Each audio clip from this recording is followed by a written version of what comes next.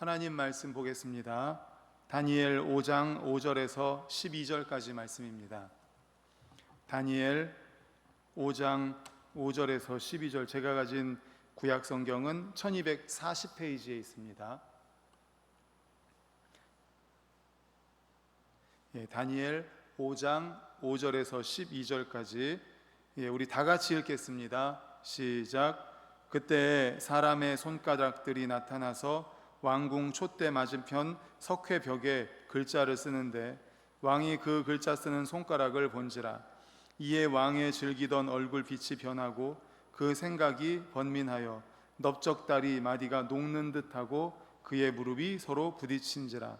왕이 크게 소리질러 술객과 갈대아 술사와 점쟁이를 불러오게 하고 바벨론의 지혜자들에게 말하되 누구를 막론하고 이 글자를 읽고 그 해석을 내게 보이면 자주색 옷을 입히고 금사슬을 그의 목에 걸어주리니 그를 나라의 셋째 통치자로 삼으리라 하니라. 그때에 왕의 지혜자가 다 들어왔으나 능히 그 글자를 읽지 못하며 그 해석을 왕께 알려주지 못하는지라.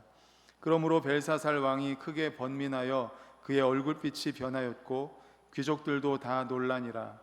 왕비가 왕과 그 귀족들의 말로 말미암아 잔치하는 궁에 들어왔더니 이에 말하여 이르되 왕이여 만수무강하옵소서.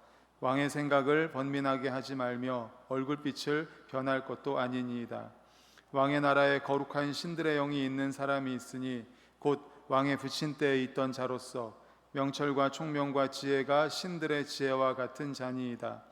왕의 부친 느부갓네살 왕이 그를 세워 박수와 술객과 갈대아 술사와 점쟁이의 어른을 삼으셨으니 왕이 벨드사살이라 이름하는 이 다니엘은 마음이 민첩하고 지식과 총명이 있어 능히 꿈을 해석하며 은밀한 말을 밝히며 의문을 풀 수 있었나이다. 이제 다니엘을 부르소서. 그리하시면 그가 그 해석을 알려드리리이다 하니라. 아멘. 할렐루야. 아멘. 우리 주변에 계신 분들과 인사하겠습니다. 감사합니다, 미안합니다, 사랑합니다 하고 인사하겠습니다. 감사합니다, 미안합니다, 사랑합니다. 네, 오늘은 다니엘 5장 5절에서 12절을 본문으로 해결책은 오직 하나님이라는 제목의 말씀으로 함께 은혜를 나누고자 합니다.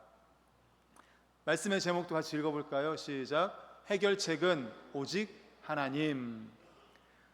오늘 본문 가운데 5절에서 9절 먼저 보면 벨사살은 이제 1000명이나 되는 많은 사람들을 불러놓고 이제 벌인 성대한 잔치에서 하나님을 모욕하고 우상을 숭배합니다. 그리고 잔치가 끝날 무렵에 놀라운 일이 일어나죠.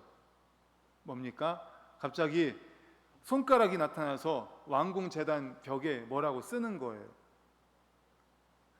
등불은 바람에 흔들리고 손가락이 나와가지고 벽에 뭐라고 쓰니까 얼마나 무섭겠습니까?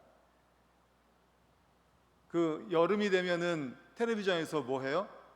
남량 특집, 남량 특집이라고 해가지고 굉장히 무서운 공포 영화 같은 거 많이 하잖아요. 공포 드라마. 어렸을 적에 보면은 저는 그랬는데 그거 나오면은 이불 뒤집어 쓰고 이렇게 보잖아요. 무서운 거 나오면은 푹 뒤집어 썼다가 지나갔어? 지나갔어 하면 다시 들어보고 그랬는데 오늘 이 본문에 나온 이 상황이 지금 거의 남량 특집입니다. 이 광경을 보고 벨사살이 얼마나 혼비백상했는지, 얼마나 무서워서 떨었는지 성경은 이렇게 표현합니다. 우리 6절을 화면을 보고 읽겠습니다. 6절 시작. 이에 왕의 즐기던 얼굴빛이 변하고 그 생각이 번민하여 넓적 다리가 녹는 듯하고 그의 무릎이 서로 부딪힌지라. 아멘. 얼굴빛이 싹 바뀐 거예요. 그리고 넓적 다리 마디가 녹는 듯하다. 그리고 무릎이 따따따따. 왜 우리가 무서우면 덜덜덜 떨잖아요. 지금 거의 그런 상황입니다. 갑자기 손가락이 나타나가지고 벽에다 뭐라고 쓰니까 얼마나 무섭겠습니까? 그런데 그 신비한 사건, 손가락이 나타나서 벽에다 뭐라고 쓴 사건도 무시무시했지만 그 글자가 도대체 무슨 의미인지 모르겠는 거예요. 글자의 뜻을 모르니까 더 답답하고 더 무서운 거예요. 그래서 이 문제를 해결하기 위해서 이제 박사들을 부릅니다. 술사들을 다 부릅니다.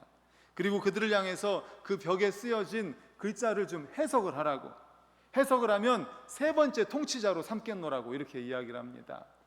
지난주에 우리가 다니엘 말씀을 통해서 이 벨사살 왕의 아버지가 나보니두스 왕이라는 거 말씀드렸었잖아요. 근데 그 나보니두스 왕은 전쟁을 너무너무 많이 해가지고 뭐 맨날 전쟁만 하러 10여 년을 그렇게 다녔다고 했잖아요. 그렇게 전쟁만 하러 다니고 그러는 사이에 그 국내의 정치를 아들인 벨사살 왕에게 맡겼다고 했잖아요. 그러니까는 첫 번째 통치자인 왕은 나보니두스, 둘째 통치자는 벨사살, 그러니까 세 번째 통치자로 삼겠다고 한 거니까 바로 벨사살 바로 밑에 뭐 국무총리라든지 뭐 이 정도의 가장 높은 자리에까지 올려놓겠다라고 하는 겁니다. 그러니까 좀 제발 이 글자의 의미를 좀 해석해 달라는 거예요. 너무너무 답답했던 겁니다. 그럼에도 불구하고 이런 약속을 했음에도 불구하고 그 어느 누구도 그 글자를 해석하는 사람이 없었습니다. 그렇기 때문에 벨사살 왕은 더욱 심란하고 마음이 불안하고 그랬죠. 우리 이어서 8절하고 9절을 화면을 보고 같이 읽겠습니다. 시작. 그때에 왕의 지혜자가 다 들어왔으나 능히 그 글자를 읽지 못하며 그 해석을 왕께 알려주지 못하는지라. 그러므로 벨사살 왕이 크게 번민하여 그의 얼굴빛이 변하였고 귀족들도 다 놀라니라. 아멘. 인생의 번민의 근원적인 원인은 하나님을 제대로 알지 못하는 영적 무지와 구원의 진리에 대한 무지이며 하나님과의 파괴된 관계 때문입니다. 인간의 근원적인 원인, 번민의 원인이요. 그러므로 하나님에 대해 올바로 깨닫고 하나님과의 바른 관계를 회복함으로 인해서 인생의 번민을 해결받을 수가 있습니다. 오직 하나님만이 해결책이라는 것입니다. 그런데 벨사살은 바벨론의 지혜자들이 이 문제를 해결해 주길 원했습니다. 근심과 번민, 그 인생에 있어서의 근심과 번민을 해결해 줄 분은 하나님밖에 없는데 그 바벨론의 술사들을 불러서, 지혜자들을 불러서 해결해 달라는 거예요. 바벨론의 박사들은 물론 요즘 흔히 말하는 뭐 점쟁이라든지 무당 그런 것들이 아닙니다. 바벨론의 학문을 섭렵한 박식다삭한 사람들이에요. 박학다식한 사람들입니다. 그리고 나라의 정책이나 주요 현안들에 대해서 모사 역할을 했던 사람입니다. 그러니까 카운셀러라고 하죠. 모사 역할을 했던 사람이에요. 그래서 본문에서도 그들을 가리켜서 술사와 점쟁이라는 말도 쓰지만 바벨론의 지혜자들이다 이런 말도 사용을 합니다. 그러니까 그 사람들이 그냥 뭐 무당이라든지 점쟁이 같은 사람들이 아니라 굉장히 공부를 많이 한 사람들인 거예요. 박학다식한 사람들입니다. 나름대로는 탁월한 영적 지식을 소유한 사람들입니다. 신과 교통한다고 여겨지는 자들이었습니다. 그럼에도 불구하고 벨사살 왕에게 주어진 이 인생의 번민과 고민에 대해서는 해답을 제시하지 못하고 있는 겁니다. 그런데 이 상황을 보니까 어디서 많이 봤던 것 같지 않으세요? 지금 다니엘 5장까지 왔는데 다니엘 1장부터 4장까지 보면 느부갓네살 왕이 두 번이나 꿈을 꿨는데 그 꿈 때문에 번민하지 않습니까? 2장에서 첫 번째 꿈을 꿨는데 어떤 꿈을 꿨어요? 큰 신상의 꿈을 꿨는데 도대체 이게 뭔지를 모르겠는 거예요. 그래서 그 바벨론의 술객이라든지 박사들을 다 불렀는데 이들도 아무도 다 해석을 해주지 못합니다. 두 번째 4장에서 또 꿈을 꿨습니다. 무슨 꿈이에요? 큰 나무 꿈을 꿨습니다. 근데 이건 역시 그 바벨론의 술객들이라든지 박사들 어느 누구도 해석해 주지 못했습니다. 다 모른다고 했습니다. 바벨론의 술객 점쟁이들처럼 하나님에 대해 제대로 깨닫지 못하고 하나님과 참으로 교통하지 않는 자들은 절대 인생의 번민을 해결할 수가 없습니다. 이처럼 우리 인생의 문제와 번민에 대해 해답을 줄 수 있는 것은 세상 어디에도 없습니다. 세상에서 삶과 영혼에 관한 문제를 해결하는 사람은 실망과 허무만 얻을 뿐입니다. 단 한 분, 모든 만물과 인간을 지으시고 지금도 주관하시는 하나님께 나오는 자는 그에게서 인생의 모든 고민에 대한 해답을 발견할 수 있음을 믿으시기를 축원합니다. 아멘. 그렇습니다. 물론 세상 지혜나 지식도 필요합니다. 우리가 이 땅을 살아감에 있어서 세상의 지혜도 필요합니다. 세상의 지식도 필요합니다. 풍요로운 삶을 살기 위해서 갖추어야 합니다. 다니엘과 세 친구가 1장에서 보면 바벨론의 학문과 언어를 배운 것도 이 때문입니다. 하지만 인생의 근원적인 문제, 그로 인한 번민, 그로 인한 번민은 우리 인생을 지으시고 인생의 삶을 주관하시고 생사화복을 주관하신 하나님, 우리의 인생의 영원을 결정하시는 하나님과의 바른 관계를 통해서만 해결될 수 있음을 우리는 반드시 기억해야 합니다. 그러므로 모든 의심과 의문, 번민과 갈등을 참으로 해결하기를 원한다면 다니엘과 세 친구와 같이 하나님의 주권을 인정하고 그분께 순종하는 삶, 그분과 동행하는 삶을 살아가시기를 간절히 축원합니다. 그럴 때 우리는 우리의 삶 속에 제시되는 모든 물음표를 해결할 수 있고 확고하고 흔들림 없는 삶을 살아갈 수 있게 되는 것입니다. 지금 풀지 못하는 인생의 문제로 인하여 번민하고 있습니까? 오늘 본문에 나오는 벨사살 왕과 같이 번민하고 고민하고 갈등하고 있습니까? 만물의 주와 통치자가 되시는 하나님 앞에 나오십시오. 하나님만이 오직 해결책입니다. 그분께 우리의 모든 고민과 번민을 내려놓으시고 그분 앞에 해결받고 마음의 평안을 얻는 우리 성도님들 되시기를 간절히 축원합니다. 아멘. 이어지는 10절에서 12절에 보면은 이제 왕비가 그 소식을 들은 겁니다. 벨사살 왕이 잔치를 벌이는데 그때 갑자기 손가락이 나와서 벽에다가 뭐라고 써가지고 그것 때문에 이제 왕이 고민을 하고 있고 또 여러 술객 박사들을 불렀는데 누구도 해결해 주지 못한다는 이야기를 듣고 이제 왕비가 왕궁으로 나옵니다. 그리고 왕을 향해서 번민하지 말라고 권고한 후에 누구를 소개합니까? 다니엘을 소개를 합니다. 이 문자를 해결할 수 있는 유일한 사람이 바로 다니엘이라는 거예요. 당시 다니엘은 여든이 훨씬 넘은 나이였습니다.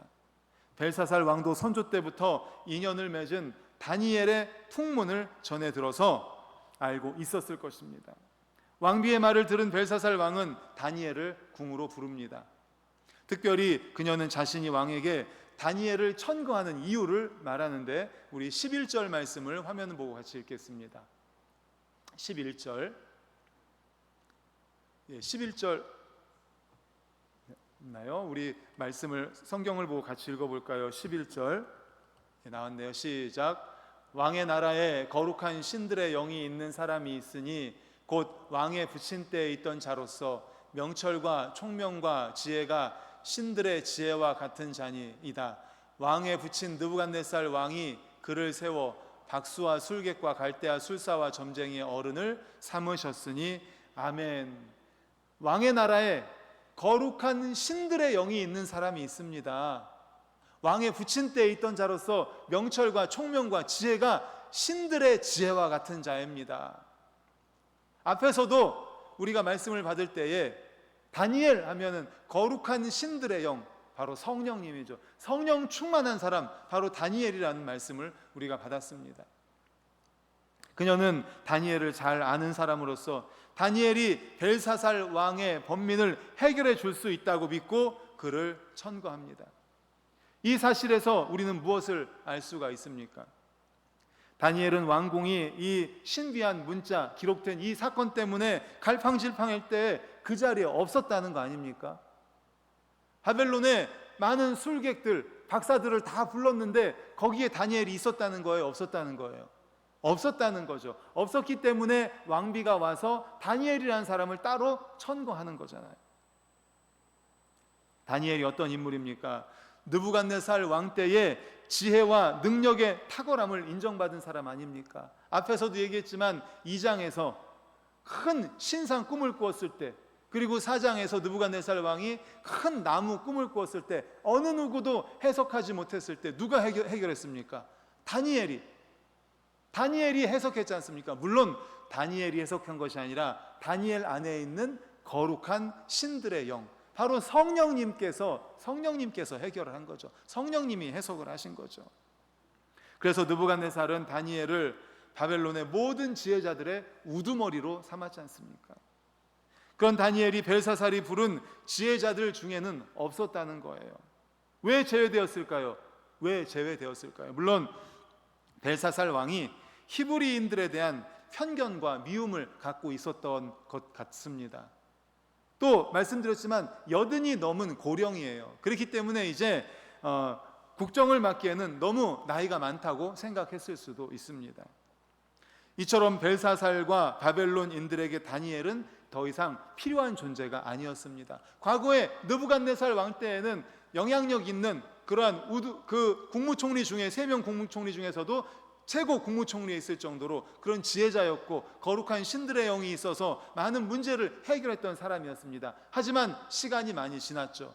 그리고 나보니두스 왕과 그 벨사살 왕 때 이미 80이 넘은 고령의 나이이기 때문에 이제는 국정에서 많이 제외가 되어 있었던 겁니다. 그렇기 때문에 이제는 다니엘이 어떤 영향력을 미칠 수 있는 그런 나이가 아니었던 것이죠. 더 이상 필요한 존재가 아니었습니다. 오히려 바벨론인에게 수치와 모욕을 안긴 패전국 포로민일 뿐이었습니다. 그러다 보니 그를 잊었던 것이 당연하죠. 그를 잊고 다른 박수와 술객 박사들은 다 불렀지만 다니엘은 그 자리에 없었던 것입니다.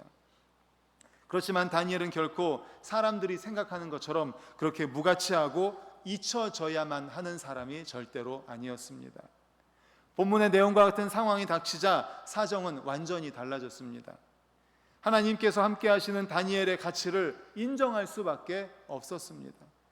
이처럼 하나님께서 함께 하시는 의인은 평소에는 무가치해 보입니다. 하지만 세상에 환난이 임할 때 의로운 성도들의 가치는 세상에 밝히 드러날 수밖에 없습니다.